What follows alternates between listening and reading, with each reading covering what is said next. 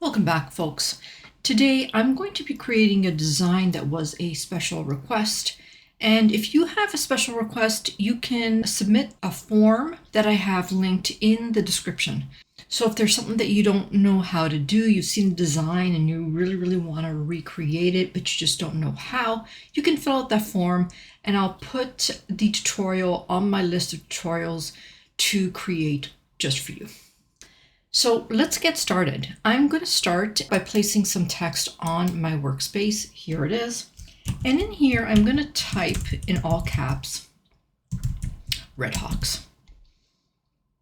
I'll just make that a little bit larger, but I want to fit 4 horizontally going down this page. So let me see if I can fit 4, and yes, I can.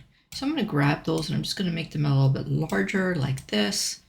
Just center them in the middle. That's what those lines mean. That purple horizontal and vertical line that we see there, that's what it means, is that it is centered both horizontally and vertically on the workspace.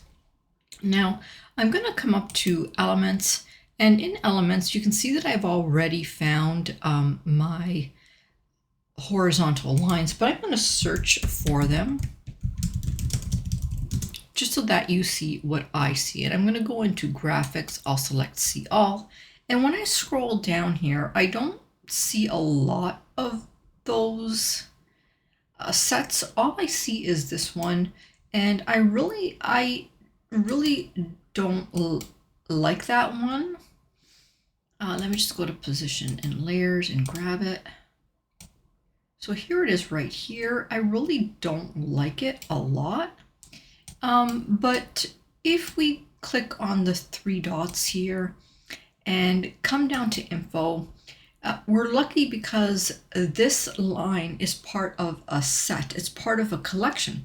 So we can click on View Collection and we'll get a whole bunch of different types of line designs that we can use for what we're designing. So I really don't want this one. I'm going to garbage can it. And instead, I am going to use this one right here because it's got a straight edge on the side and it's staggered coming down. So I'm going to grab this and I'm going to put this right here. I'm going to make it a little bit smaller, like that. And I'm going to make it white in color. Now that's sitting in behind my text. I really don't want it behind my text. I want to see it in front of my text. And if that happens to you too, just go to Position and Layers and bring that element all the way to the top, just so that you can see what it's going to look like. I'm going to take a copy of that and I'm going to place it right here. I'm going to take another copy. Here it is right here, and I'm going to put that right here, but I'm going to flip it. So I'm going to flip it horizontally like that. I'll make another copy and I'll bring that right up here like that. There's also another kind of idea that I had for this design too. If we click on the text and we go to Effects and we use the hollow effect, and then we change the lines to a black color, it would create this kind of a design. So there's 2 different options. Which option do you like better? Do you like better the option with the white lines? Do you like this outline effect with the black lines that are staggered? Do you like a combination of the 2 in one design? Or do you prefer one over the other? Let me know in the comments. I am curious to know. Now there's one thing that you should note, and I'm going to change the background color to gray. What you're going to notice is that those lines aren't really transparent. Before the background was white, the lines were white, so it kind of gave the impression that it was transparent. If you want to make it transparent, then what you'll need to do is you'll need to download this design, re-upload, and remove the background. So let's give that a try.